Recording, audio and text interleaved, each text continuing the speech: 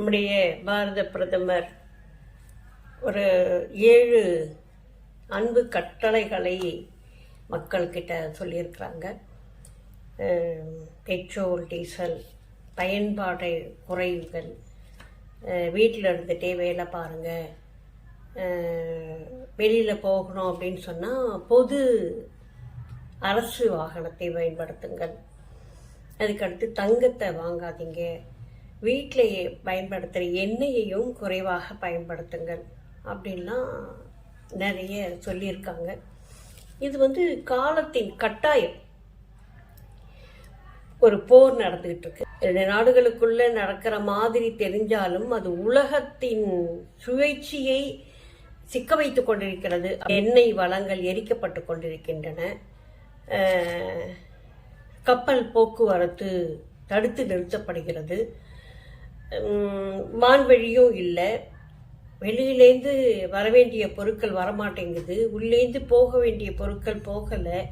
இப்படி நிறைய இடைஞ்சல்கள் இருக்குது, நிறைய சூழல் இருக்குது. இது கொஞ்சம் 1 மாதம் 2 மாதத்துக்கு முன்னாடியே பல நாடுகளில் இந்த லாக்டவுன் அப்படிங்கிற மாதிரியே கொண்டுட்டு வந்துட்டாங்க. நம்மளுடைய நாட்டுக்கு கொஞ்சம் தாமதமாக வந்து கொண்டிருக்கிறது. நடைமுறைப்படுத்த வேண்டிய ஒரு சூழலில் தான் நம்ம இருக்கிறோம் அப்படிங்கிறது தான் நிதர்சனம்.